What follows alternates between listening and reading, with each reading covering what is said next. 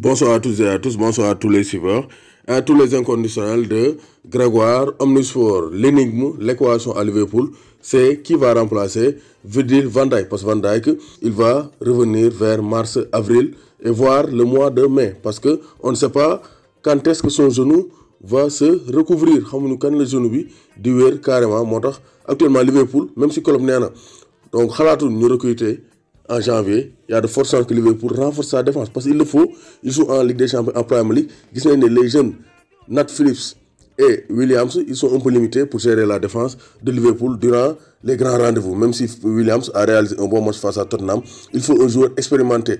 Actuellement, rumeur du Moussa Kio, donc l'Argentin qui joue au niveau du Milan, c'est un temps de jeu. Peut-être Mounion parce que lui, il connaît bien le très haut niveau. Il a joué donc à Villarreal, il a joué la Ligue Europa. Donc il peut dépanner en défense. Mais au niveau des restes de Liverpool, les supporters et les médias anglais tablent pour Kalidou Koulibaly. Ils veulent un recrutement de Kalidou Koulibaly. Parce que donc vraiment, Koulibaly Bounier doit un temps d'adaptation. Il va entrer directement dans la moule de Liverpool parce que c'est un joueur de classe mondiale. Donc vraiment, ça c'est très clair. Donc on va voir les derniers points de ce transfert. Donc au niveau des médias anglais. Donc il y a des médias anglais qui bari wax nañ ci détails. Donc la légende de Liverpool John Barnes pense que les Reds devraient signer Koulibaly en janvier, déclarant à bonus code Bets donc John Barnes qui était donc un ailier explosif comme Sadio Mané.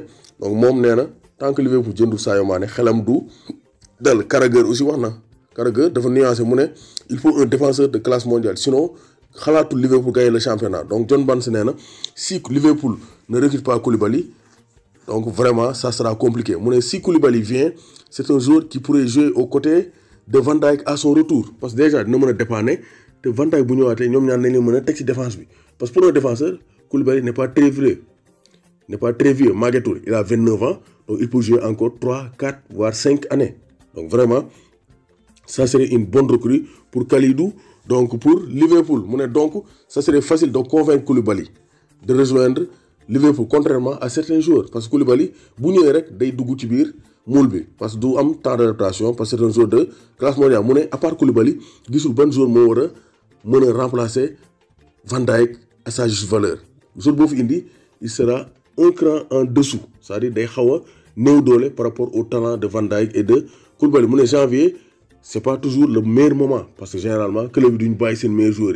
Mais quand même, rien n'empêche Liverpool de tenter la piste Koulibaly parce que il est le joueur le mieux placé pour tenir les rênes de la défense des Watts de Liverpool. Barnes et les supporters de Liverpool veulent une arrivée de Koulibaly sur les bords de la Mersey. Doomu Gaynde Njaay warul tiit warul ragal. Kalidou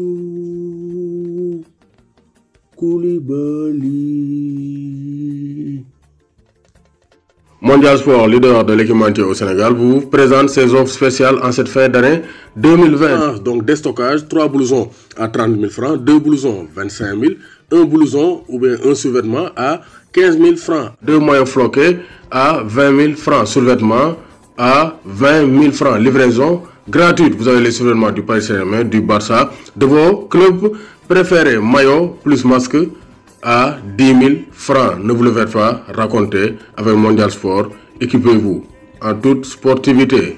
Contactez le 77 059.